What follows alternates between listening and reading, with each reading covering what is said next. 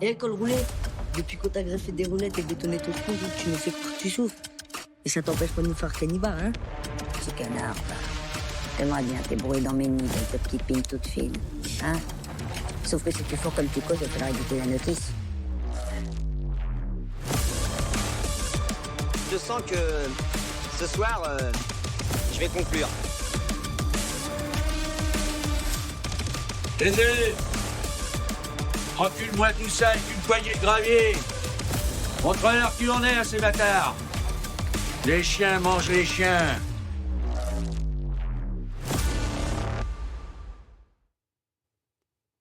Salut à tous, installez-vous confortablement parce qu'aujourd'hui on va plonger, c'est le cas de le dire, dans l'un des tournages les plus déments de l'histoire du cinéma.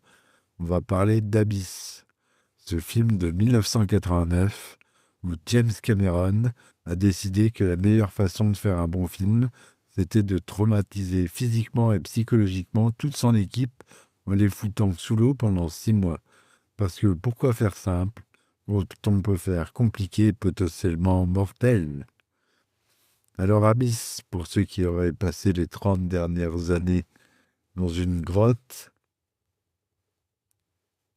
sans connexion Internet, c'est ce qui vient de m'arriver juste avant que j'enregistre, c'est l'histoire d'une équipe de foreurs pétroliers sous-marins qui se retrouve embarquée dans une mission de sauvetage d'un sous-marin nucléaire américain qui a mystérieusement coulé. Sauf que, surprise, il y a des trucs bizarres qui se passent dans les profondeurs. Les spoilers alert, c'est pas juste des poissons un peu chelous, hein.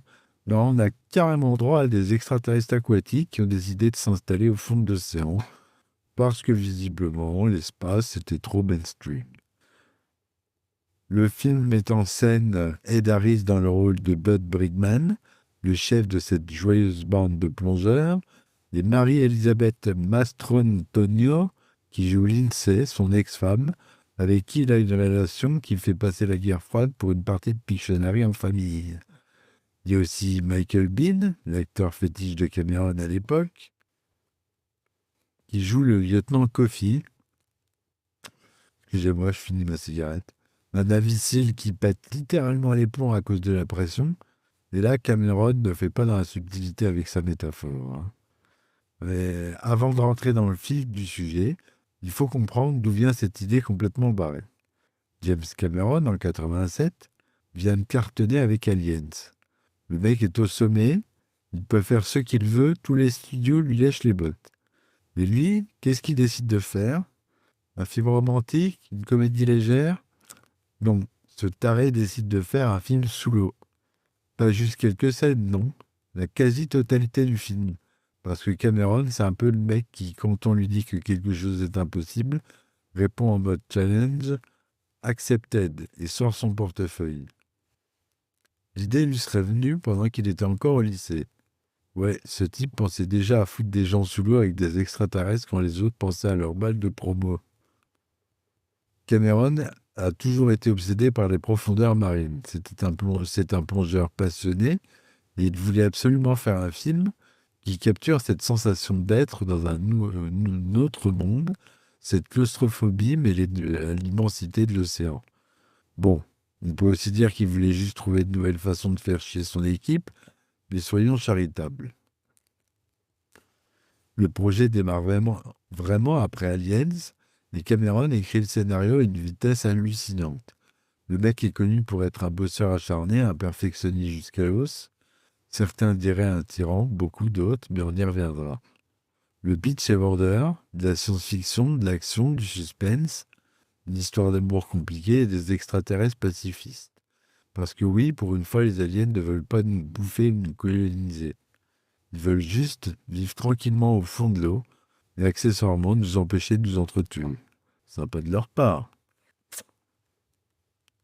La 20th Century Fox a accepté de financer le projet avec un budget initial de 40 millions de dollars. 40 millions, ça paraît énorme, mais pour ce que Cameron avait en tête, c'était à peu près suffisant pour construire les décors et acheter du café pour l'équipe. Spoiler, le budget final explosera à 70 millions, faisant d'Abyss l'un des films les plus chers jamais produits à l'époque. Mais ça, le studio ne le savait pas encore. Innocent, naïf, studio. Maintenant, parlons de la pré-production, parce que là, c'est là que les choses commencent à devenir vraiment intéressantes. Cameron ne veut pas tourner dans des bassins normaux. Oh non, il veut tourner dans une vraie centrale nucléaire, désaffectée en Caroline du Sud, précisément dans les bassins de confinement des réacteurs de la centrale de Cherokee, qui n'a jamais été terminée. Ces bassins sont gigantesques, je fourche, 17 mètres de profondeur, 75 mètres de large. C'est le plus grand bassin d'eau douce au monde utilisé pour un tournage. Cameron regarde ça et se dit « Parfait, c'est exactement ce qu'il me faut pour faire souffrir mes acteurs. » Le problème, c'est que l'eau de ces bassins est trouble, froide, et que visiblement personne n'a pensé à y mettre du chlore depuis un bail. L'équipe doit donc filtrer et traiter 7 millions de litres d'eau. 7 millions. C'est à peu près la quantité d'eau que vous buvez quand vous mangez des chips trop salés, multiplié par 1 milliard. Ils installent un système de filtration qui tourne 24 heures sur 24, et même avec ça, l'eau reste trouble. La visibilité sous l'eau est minable, genre 3 ou 4 mètres maximum. Pratique, pour tourner un film sous-marin, n'est-ce pas? En parallèle, il faut construire les décors de la plateforme sous-marine, surnommée Deep Core dans le film. Et là, on ne parle pas d'un petit décor de merde en carton-pâte. Non, Cameron fait construire des structures massives en acier qui pèsent des tonnes et qui doivent être submersibles, étanches et fonctionnelles. Parce que oui, tous les systèmes doivent réellement fonctionner sous l'eau. Les portes s'ouvrent vraiment, les sas sont vraiment pressurisés, les lumières fonctionnent vraiment. Cameron ne fait pas semblant. Si quelque chose est censé marcher dans le film, ça doit marcher dans la vraie vie. C'est admirable, c'est ambitieux et c'est complètement dingue, c'est du Cameron. L'équipe de construction a passé des mois à fabriquer ces décors. Il y a plusieurs modules de Deep Core, le sous-marin de poche appelé Cap One, des morceaux du sous-marin nucléaire Montana, et même le submersible expérimental Flatbed, avec son robot téléguidé. Tout ça doit être immergé dans ce bassin géant et filmé sous l'eau. Les gars de la construction sont probablement en train de se demander pourquoi ils n'ont pas choisi un métier normal, genre comptable ou vendeur d'assurance. Mais attendez, c'est pas fini, parce que Cameron veut également tourner certaines scènes dans de vrais océans, pour les plans extérieurs. L'équipe se déplace donc aux îles Caïmans pour filmer dans l'océan. Parce que bon, tant qu'à faire souffrir les gens, autant le faire dans plusieurs endroits différents, diversifier la douleur en quelque sorte. Le tournage commence en février 89 et durera 6 mois. 6 mois de tournage principalement sous l'eau. Pour vous donner une idée, la plupart des films se tournent en 2 ou 3 mois maximum. Mais Cameron n'est pas du genre à faire comme tout le monde. Les acteurs et l'équipe technique passent parfois 10 à 12 heures par jour dans l'eau. 10 à 12 heures, dans une eau qui est maintenue autour de 15 degrés, parce que chauffer 7 millions de litres d'eau coûterait beaucoup plus cher que le PIB d'un petit pays africain. Les Daris et Marie-Elisabeth Mastroantonio doivent apprendre la plongée sous-marine avant le tournage. Ce n'est pas juste la plongée de vacances où tu regardes des poissons tropicaux en mode touriste. Non, ils doivent maîtriser la plongée technique, savoir gérer leur flottabilité, leur équipement, communiquer sous l'eau. Ils passent des semaines en formation intensive avec des instructeurs qui essaient de leur faire comprendre que oui, respirer sous l'eau c'est important, et non, paniquer à 40 mètres de profondeur n'est pas une bonne idée. Daris dira plus tard dans des interviews que c'était l'expérience la plus difficile de sa carrière. Et le mec a tourné dans des westerns dans le désert par 40 degrés. Donc c'est Abyss qui l'a traumatisé. Il raconte qu'à un moment du tournage, il était tellement épuisé, tellement stressé par les conditions de travail, qu'il s'est mis à pleurer sous l'eau dans son masque. Genre vraiment pleurer de frustration et d'épuisement. Voilà le niveau d'ambiance sur le plateau de Cameron. Je vous l'ai déjà dit dans d'autres podcasts. Marie-Elisabeth Mastrantonio n'est pas en reste. Elle aussi a vécu un enfer. Il y a notamment cette scène où son personnage, Lindsay, se noie et doit être réanimé par Bud. Une scène extrêmement intense émotionnellement et physiquement. Pour filmer ça, elle doit rester sous l'eau pendant des heures, retenir sa respiration entre les prises, jouer l'asphyxie encore et encore. À un moment, lors d'une prise, elle manque vraiment de se noyer, son détendeur de secours ne fonctionne pas, Elle panique, elle essaie de remonter, mais l'équipe pense qu'elle joue. C'est Ed Harris qui comprend que ce n'est pas du jeu et qui lui donne son détendeur. Après cet incident, Mastrantonio sort de l'eau en hurlant sur Cameron et l'équipe complètement hystérique. Elle refuse de continuer la scène ce jour-là. Mais franchement, on la comprend. Hein. Frôler la mort pour un film, c'est quand même un peu excessif. Mais pour Cameron, c'est juste un incident technique. Le mec est tellement focalisé sur son film, sur l'image qu'il veut obtenir, qu'il en devient presque sociopathe.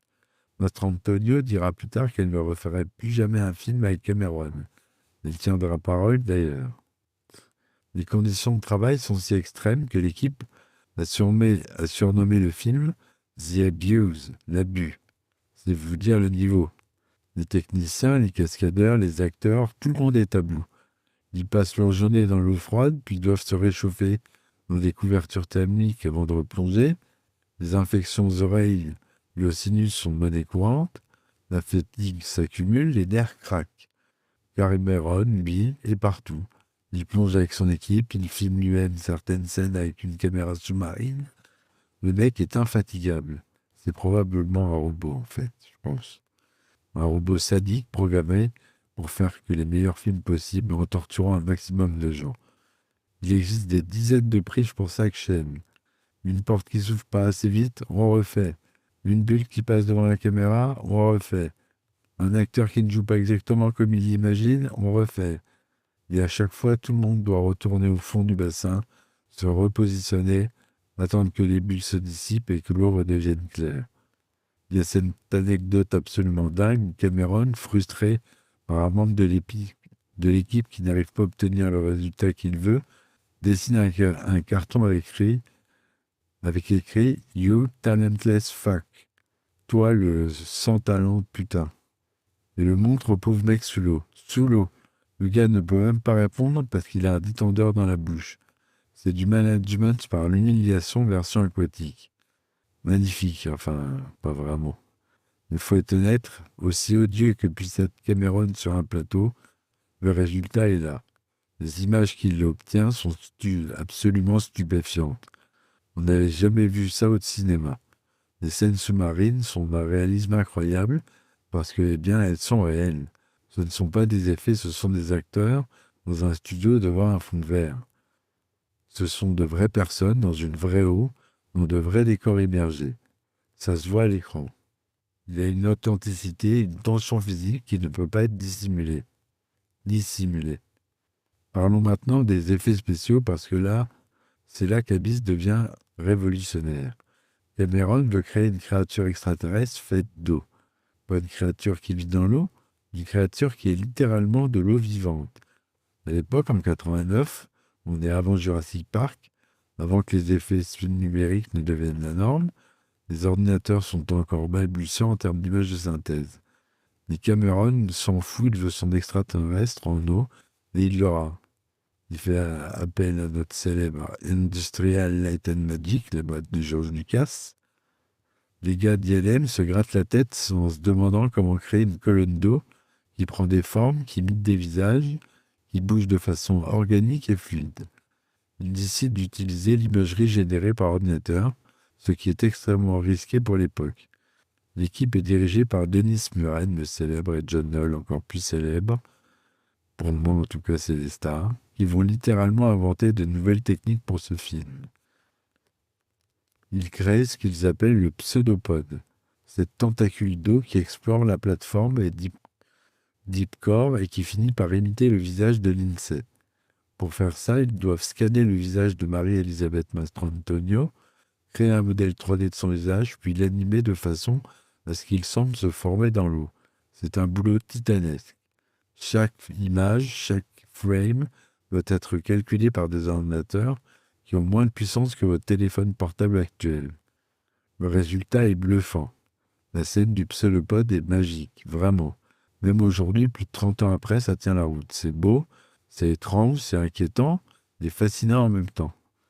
Cette scène a d'ailleurs remporté l'Oscar des meilleurs effets visuels en 1990. Et c'est amplement mérité.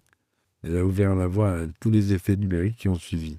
Sans Abyss, pas de T-1000 dans Terminator 2, pas de dinosaures dans Jurassic Park.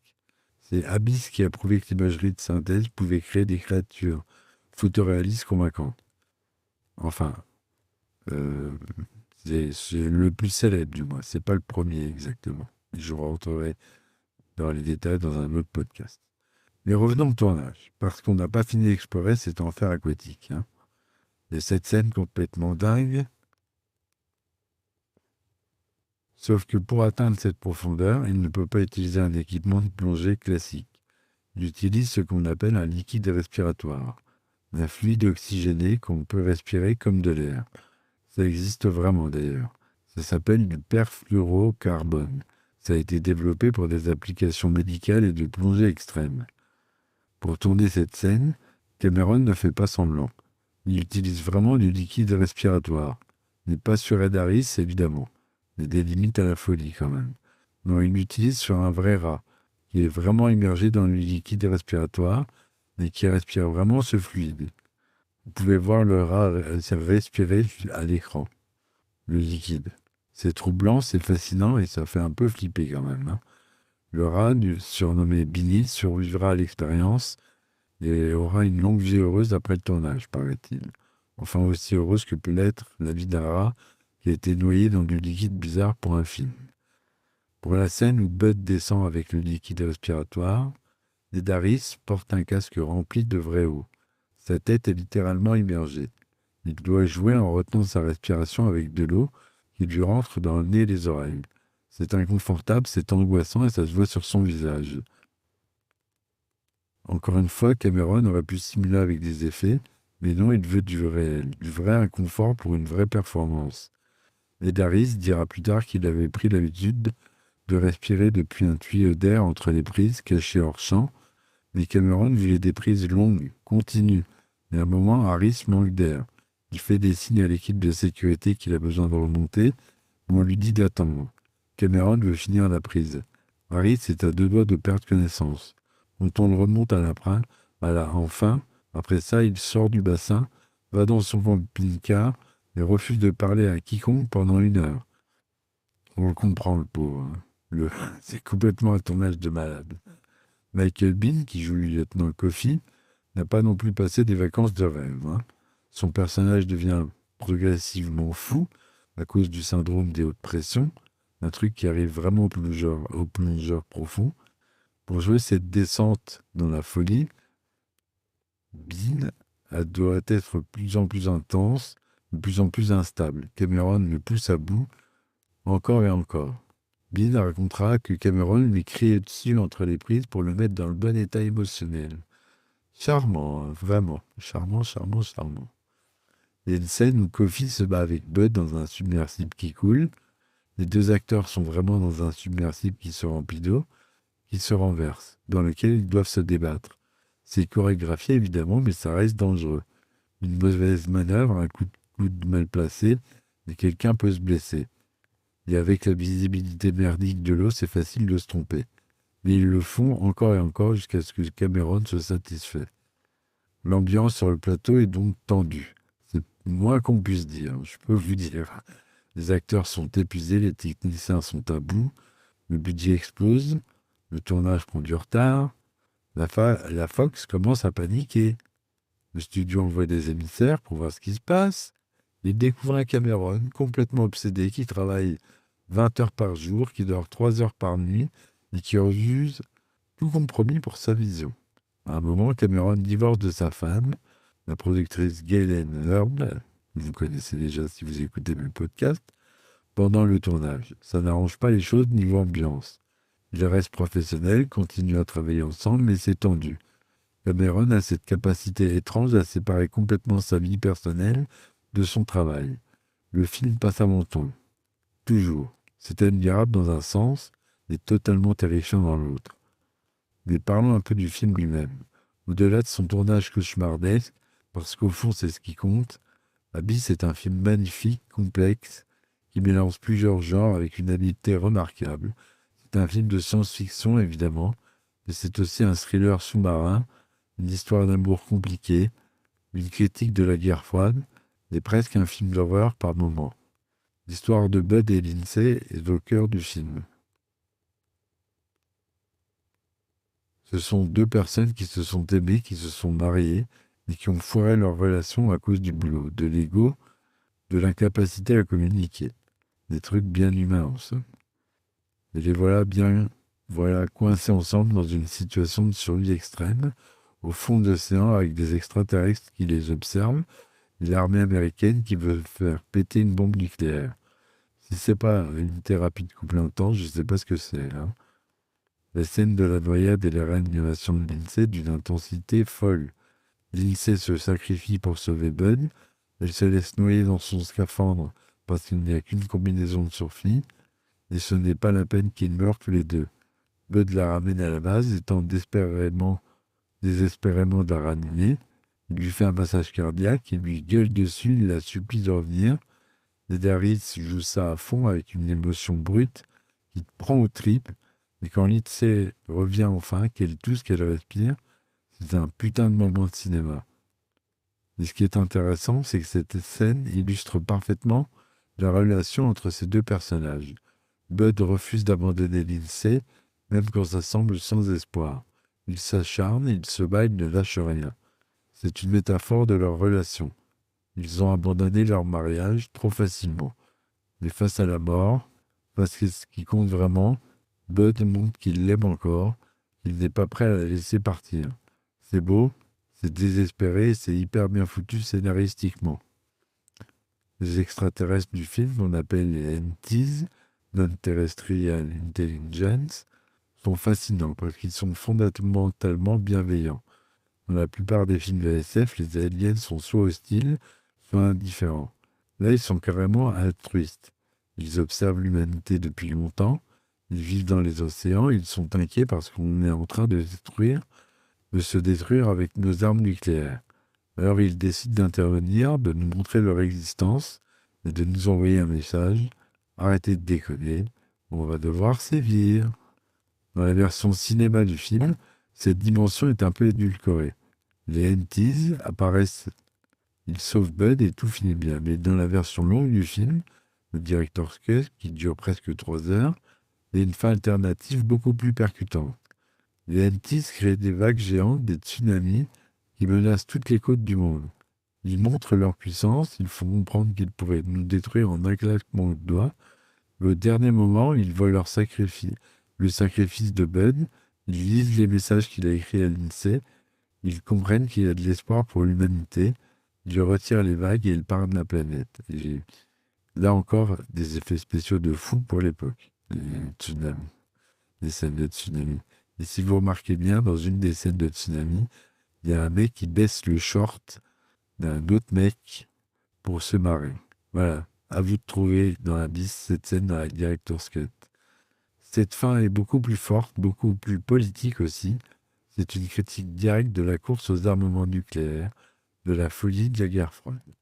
Cameron, avec sa subtilité habituelle, lui dit que si on continue comme ça, soit on se détruira nous-mêmes, soit quelqu'un d'autre le fera à notre place. C'est pas joyeux, mais c'est cohérent avec le film. Malheureusement, la Fox a forcé Cameron à couper son film à couper cette fin pour la sortie en salle. Le studio trouvait ça trop long, trop politique, trop déprimant. Il voulait une fin plus simple, plus optimiste. Cameron a dû s'incliner, mais il déteste cette version tronquée. Des années plus tard, quand il a pu sortir son Director's Cut en DVD, il a enfin pu montrer le film comme il l'avait imaginé. Et franchement, ça change tout. Le film gagne en profondeur, en cohérence thématique. Visuellement, Abyss est une merveille. La photographie sous-marine de Michael Salomon est sublime. Les jeux de lumière dans l'eau, les ombres, les reflets, tout est magnifiquement cadré. Cameron a un œil incroyable pour la composition d'images, et même dans les conditions les plus difficiles. Chaque plan est léché. Les décors de Deepcore sont crédibles, détaillés. On sent vraiment qu'on est dans une plateforme pétrolière sous-marine. C'est vécu, c'est sale, c'est industriel.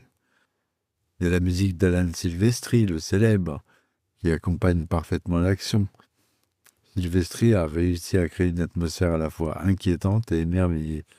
Les thèmes musicaux sont mémorables, surtout le thème principal, qui évoque à la fois l'immensité de l'océan et la petitesse de l'humanité face à un inconnu. Mais parlons aussi des thèmes du film, parce que Abyss n'est pas juste un film d'action spectaculaire. C'est un film qui pose des questions sur la nature humaine, sur notre capacité à nous entretuer, sur notre rapport à l'inconnu. Les NTs représentent une forme de vie supérieure, non pas technologiquement, nécessairement, mais moralement. Ils ont dépassé la violence, la guerre. Ils vivent en harmonie. Et ils nous regardent, nous les humains, avec un mélange de curiosité et de déception. Le personnage de Kofi, le Navy Seal, qui devient fou, représente la mentalité militaire poussée à l'extrême. Pour lui, tout ce qui est inconnu est une menace. Les NTs ne peuvent qu'être hostiles, donc il faut les détruire. Cette paranoïa, cette incapacité à envisager une autre possibilité, c'est ce qui nous condamne. Cameron nous dit que notre premier réflexe face à l'inconnu ne devrait pas être la violence, mais la curiosité, l'ouverture. Bon, c'est un peu naïf comme message, mais on va pas se mentir. Dans la vraie vie, si on découvre des extraterrestres, la première chose que feront les militaires sera effectivement de dégainer les flingues. Mais c'est un film et Cameron a le droit de rêver à un monde où on pourrait faire autrement. Quand Abyss sort en salle en 1989, les critiques sont mitigées. Certains adorent, trouvent le film visuellement époustouflant et émotionnellement prenant. D'autres trouvent ça trop long, trop lent, trop prétentieux. Le public est également divisé. Le film fait un score correct au box-office, pas catastrophique, mais pas le carton espéré non plus. Avec un budget de 70 millions, il en remporte 90 aux États-Unis. C'est rentable, mais à peine. Le problème, c'est que le film sort dans une période chargée. Il doit se battre contre des blockbusters comme Batman de Tim Burton, qui cartonnent tout sur son passage. Abyss, avec son rythme plus contemplatif, sa complexité thématique, n'est pas le divertissement facile que cherche le grand public estival. C'est un film exigeant qui demande de l'attention et d'y prendre son temps. Avec le recul, Abyss a gagné en reconnaissance. Il est maintenant considéré comme un classique de la science-fiction, un film pionnier dans l'utilisation des effets numériques, et il a inspiré toute une génération de cinéastes. Sans Abyss, Cameron n'aurait probablement pas pu faire Terminator 2, et sans Terminator 2, l'industrie des effets spéciaux serait très différente aujourd'hui. Ce qui est fascinant avec Abyss, c'est que c'est un film qui parle d'humanité, de sacrifice, d'amour, mais qui a été créé dans des conditions profondément inhumaines. Cameron a extorqué des performances extraordinaires de ses acteurs en les poussant dans leur retranchement, en les mettant littéralement en danger.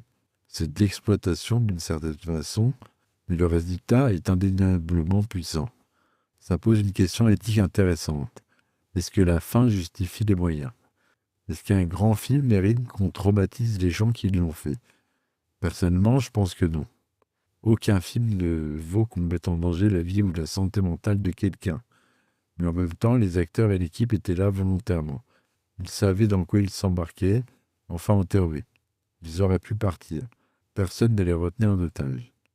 Mais voilà, il y a cette chose dans le cinéma, dans l'art en général, qui fait qu'on est prêt à souffrir pour créer quelque chose d'exceptionnel. Les artistes se sacrifient pour leur œuvre. C'est romantique, c'est tragique, et c'est probablement un peu con, mais ça fait partie du jeu. Cameron a continué après Abyss.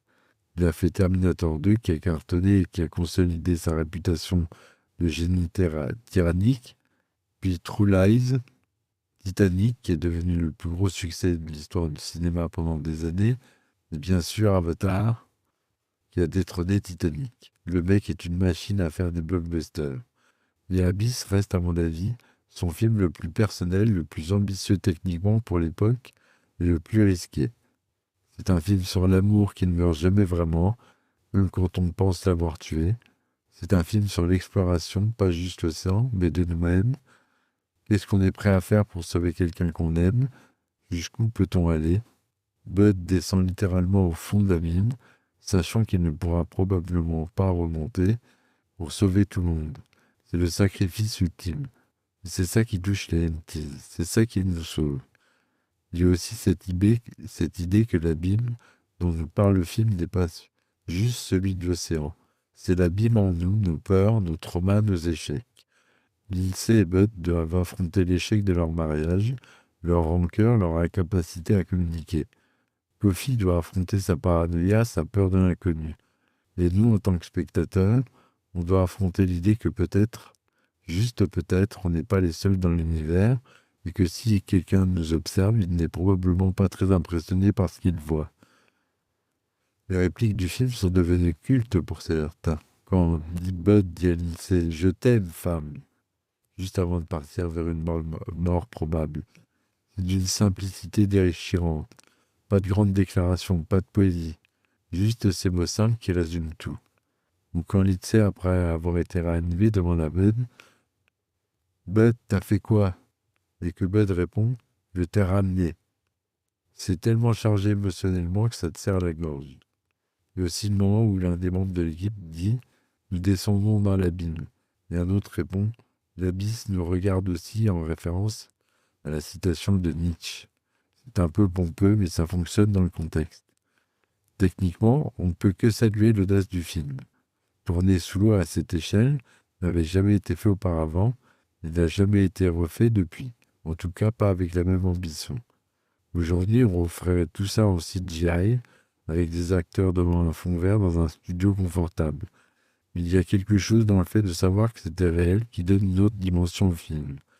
Quand tu vois les acteurs lutter sous l'eau, tu sais que ce sont vraiment eux qui luttent. Il n'y a pas de tricherie, pas de doublure numérique. Les innovations techniques développées pour Abyss ont changé le cinéma. Les techniques de morphing utilisées pour le pseudophone ont été affinées pour le T-1000 de Terminator 2. Les méthodes de tournage sous-marin ont influencé tous les films aquatiques qui ont suivi. Même les procédures de sécurité pour les cascades sous-marines ont été améliorées grâce aux leçons apprises sur ce tournage. Cameron, malgré tous ses défauts, est un visionnaire. Il voit des choses que personne d'autre ne voit. Il imagine des scènes que personne n'oserait tenter. Il a la volonté de faire nécessaire pour les réaliser. C'est à la fois son plus grand atout et son plus grand problème. Parce que oui, il obtient des résultats extraordinaires, mais à quel prix? Les relations humaines brisées, les acteurs traumatisés, les équipes épuisées. Ça vaut le coup pour un film, vraiment? Je ne sais pas, probablement pas. Mais le film existe, il est là. Il est magnifique et des millions de gens l'ont vu et ont été touchés par lui. Donc dans un sens, le sacrifice n'a pas été vain. C'est juste qu'idéalement, on aimerait qu'on puisse faire de grands films sans que ce soit une expérience de mort imminente pour tout le monde. Ce qui est drôle, c'est que Cameron lui-même admet que le tournage de Abyss était extrême. Dans des interviews, il reconnaît qu'il a poussé tout le monde trop loin, qu'il était obsédé par le film au point de devenir aveugle aux limites humaines. Il a dit qu'il a appris de cette expérience qu'il a essayé d'être moins tyrannique sur les films suivants. Est-ce vrai? Demandez aux équipes de Titanic ou d'Avatar, les avis sont partagés. Et voilà, Abyss reste un monument. C'est un film qui a osé faire des choses folles, qui a repoussé les limites du possible et qui a créé quelque chose d'unique. C'est un film imparfait avec des longueurs, des moments où le rythme faiblit, une fin qui ne satisfait pas tout le monde, mais c'est un film qui a de l'ambition, de la vision et surtout un cœur énorme. Quand Bud est au fond d'abîme et qu'il n'a plus d'oxygène, qu'il écrit des messages à Lindsay sur son petit ordinateur de poignet, sachant qu'elle ne les dirait probablement jamais, c'est déchirant. Il écrit des trucs simples, des regrets, des je t'aime, des pardons. Et Lindsay, là-haut, lit ces messages en temps réel et pleure. C'est une scène sans action, juste deux personnages qui communiquent enfin vraiment au moment où il est trop tard. C'est du grand cinéma. Et quand les Hentis le sauvent, qu'ils le ramènent dans cette bulle d'air géante au fond de l'océan, qu'ils lui montrent leur cité sous-marine avec ses lumières féeriques, c'est un moment de pure magie cinématographique. C'est Spielberg rencontre Cameron. L'émerveillement rencontre l'épique. La scène finale où toute l'équipe de Deep Core remonte à la surface portée par la structure extraterrestre est triomphale. Ils ont survécu, ils ont fait la paix avec les Hentis, Bud et Lindsay sont réunis, et c'est une fin heureuse. Malgré tout ce qu'ils ont traversé, c'est mérité, putain. Après tout ce qu'on leur a fait subir à eux et aux acteurs qui les jouent, ils méritent bien une happy end. Abyss n'est pas le film le plus connu de Cameron, ce n'est pas celui qui a fait le plus d'argent, mais c'est peut-être celui qui montre le mieux sa folie créatrice, son refus du compromis, sa détermination à créer quelque chose qui n'a jamais existé. C'est un film qui aurait pu être un désastre total, un Waterworld avant l'heure, mais ce ne l'est pas. C'est un film remarquable qui tient toujours la route aujourd'hui et qui restera comme une étape importante dans l'évolution du cinéma de science-fiction. Alors voilà, si vous ne l'avez jamais vu, allez le voir, privilégiez le director's cut si possible pour avoir la vraie vision de Cameron. Installez-vous confortablement, prenez une couverture parce que vous allez avoir faim rien qu'en regardant toute cette eau, et laissez-vous emporter au fond de l'océan. C'est une expérience unique, un trip aquatique délirant, un mélodrame romantique, un thriller technologique et une médiation sur ce que signifie être humain. Et pendant que vous regardez, ayez une petite pensée pour Ed Harris et Marie-Elisabeth Mastrantonio qui ont littéralement risqué leur vie pour ce film. Ayez une pensée pour tous les plongeurs, les cascadeurs, les techniciens qui ont passé 6 mois dans l'eau froide. Et ayez une pensée pour James Cameron, ce génie mégalomane qui a réussi à convaincre tout le monde que c'était une bonne idée de tourner un film entier sous l'eau.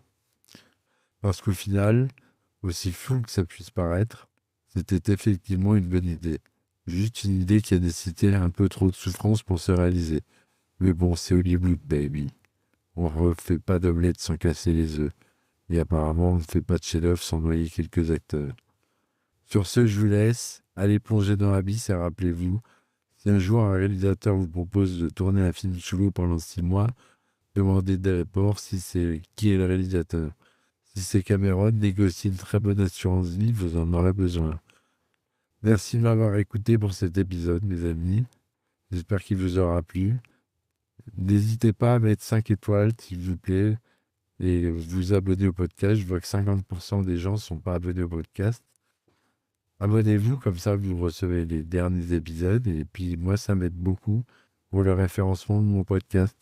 Merci encore. Allez, bonne soirée les gars. Ciao.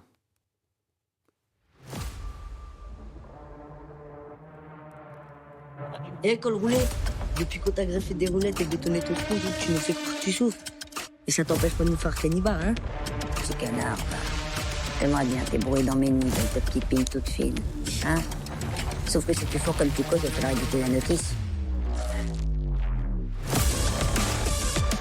Je sens que ce soir, je vais conclure. Aidez!